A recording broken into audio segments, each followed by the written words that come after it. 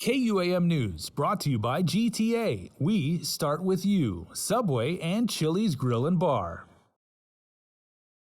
As a requirement of receiving $500 million in federal funds, the Guam Department of Education's Federal Programs Office held a Consolidated Grant and American Rescue Plan outlining areas state educational agency grant award notification, implementation, and accountability workshop in the course of 2 days. GDOE Superintendent John Fernandez said the workshops were organized to maintain accountability.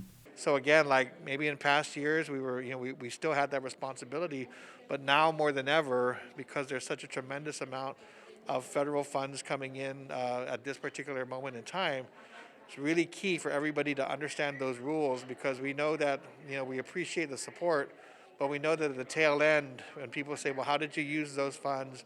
Were they used legally, appropriately, effectively?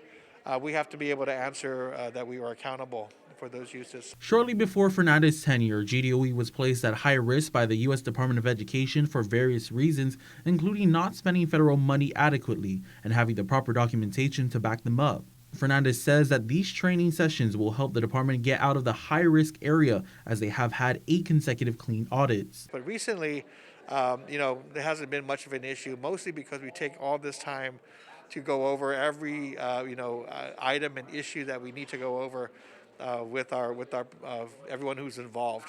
So it's not the most exciting subject matter when you're talking about federal rules and regulations, but it's very important that we have this opportunity to remind everybody that these are the rules, this is what it requires.